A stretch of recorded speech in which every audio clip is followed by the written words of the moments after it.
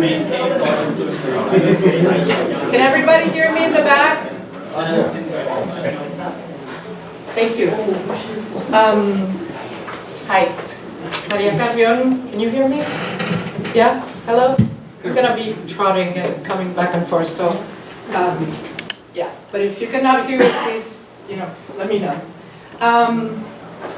This is the one thing, this title is the one thing that everybody keeps asking me, what does that mean?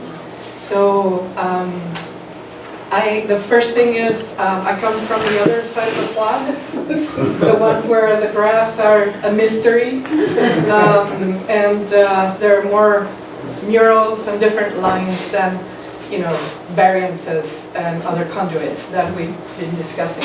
I don't know if there will be another one that will focus on what I'm saying, but I want to go back, thank you, Professor Lucchesi, for presenting less the Renaissance man.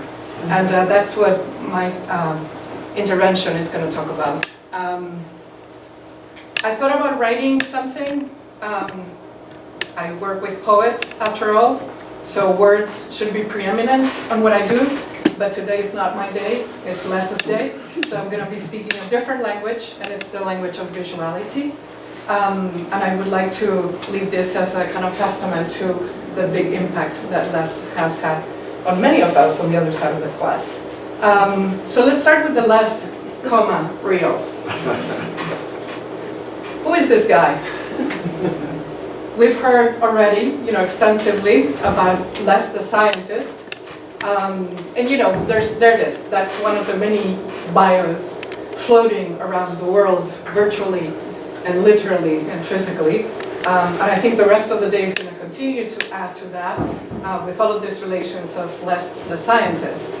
I would like to put a comma there and talk about real, what has been real for me, what has been real for a lot of us who were very short on math many times in life and were very much, about the visuality and the words. So that's what the real is here.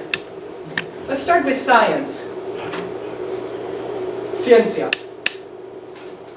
And then how it goes into, science. This is the real that you have from the previous talks, say for the Renaissance man, which opened the door for me, and all the other talks that you're going to hear today. After all, this is the big, public, super international, mega global, and for the future projection of Les. And we thank you for that, even those of us who don't understand.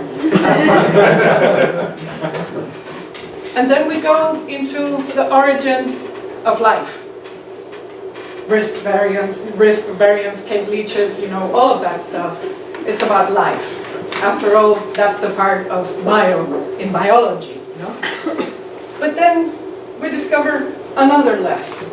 The one that goes off, citing things in Italiano. Ma perché? Che stai a dire?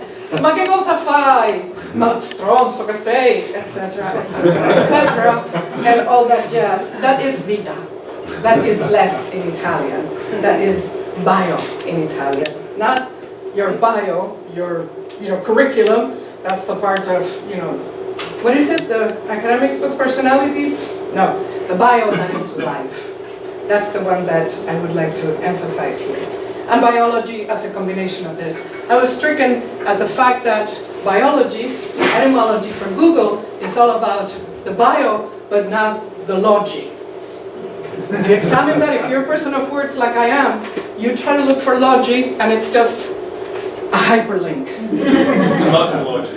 Let's go into logic then. This is not logic. This logos, this word, this life. So then we have the science of life and the science from life. And those are going to be the two parts of the rest of my intervention. This logos that Les is so good about is about both science of life and science from life. Here's one of the pictures. If you guys have any visual memory, you know that Les, without us talking about this, presented this exact same flower when he was talking about risk. What was it? Risk. Sensitivity. Thank you. Risk sensitivity. It had a bee next to it. I decided to spare the bee because I knew he was going to be talking about the bees and the etc. And I wanted to talk about the flower. You know, so here we go. Les has mounted a series of phenomenally interesting courses here at Emory.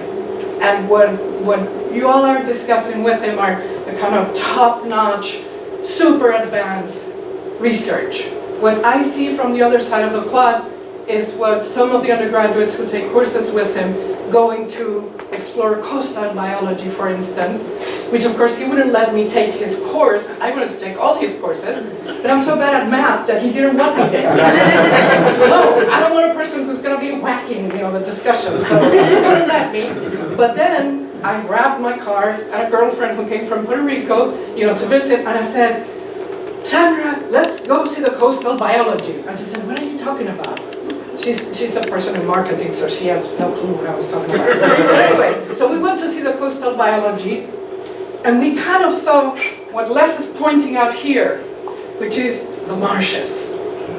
And if you know the coastal biology of Georgia, you know what I'm talking about. These marshes, which I had read in the poets, I had seen in the images of these words, all of a sudden I was able to see them, and I said, darn, this is what undergraduates are seeing with Les. Of course, they're seeing a lot more, I know, and you're going to correct me and edit me like you do always, and I love you for that. The other phenomenal course which he's repeating, is that another one of your swan songs? There you go. Swan song. There you go. And another course that he wouldn't let me take with him is the one on desert ecology in the Colorado Plateau. This is a phenomenal course. Students rave about it, not just because Les is Les. He is so much more, definitely. Somebody had to say that. Anyway, so. But there's a part of Les that perhaps some of you don't know anything about. And it is the fact that Les and I met as students in what used to be called the Gustafson Faculty Seminar at Emory. It had a different incarnation before that, but he and I came together just like some of those graphs are, you know, what was it, variance, you know, mean, and this and that. I'm catching some of the words, you know. And if it's visual, I know exactly what you're talking about. So he and I met, you know, complete luck, luckiest woman on earth, after Didi. I met Les and I said, darn, this is the only guy here who's asking brilliant questions. I go up to him and I said, who are you? And he said, Les Real in biology. I said, what? I thought this was about humanities and you're asking better questions than any of the humanists. There you go. There was a whole life of inquiry started. And then many years later, he and I ended up as lead scholars, and Les did something critical for the Gustafson Seminar, which had been monopolized by people in humanities. He opened it up, and we ended up with people from the medical school, from science, who did phenomenal work. Fantastic work. This is the beginning of one of the bibliographies, and we did a 2-year sequence called The Purpose and Future of Liberal Education. And here are some of the titles of the books we read.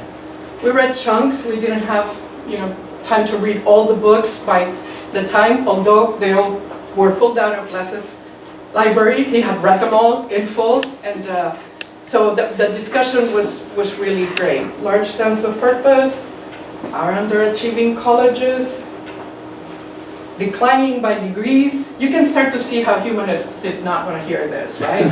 So here we are. Higher education at risk. One of my favorites, the headaches and pleasures of general education. Coming from a biologist, I have to say that this was phenomenal. And this discussion was truly great. And then some on creativity and the arts. And so these readings were wonderful to have people from different aspects to contribute to this. What good are the arts, and can art be a religion? As incoming chair of the Department of Religion, I have to say that I'm going to be assigning this to all the faculty in that department to begin with. So, you know, this is kind of part of the impact of what Les does.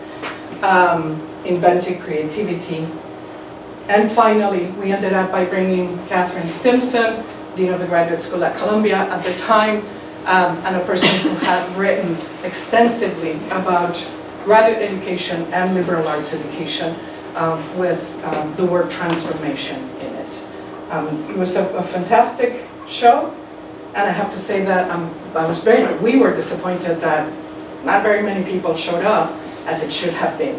So there it is. I'm just going to leave it at that. And then he had a book party. We've seen the book cover, but one thing we do really good in humanities, and I've discovered that in sciences we do too, is throw good parties. Thank you for being here for that. Okay. How about science from life? That was science of life from the side of humanities. This is reading the books. This is consulting, congregating, debating, as I understand you're going to do this afternoon. Here's the science of life. The Renaissance side of Les, that built a cabin in the mountains.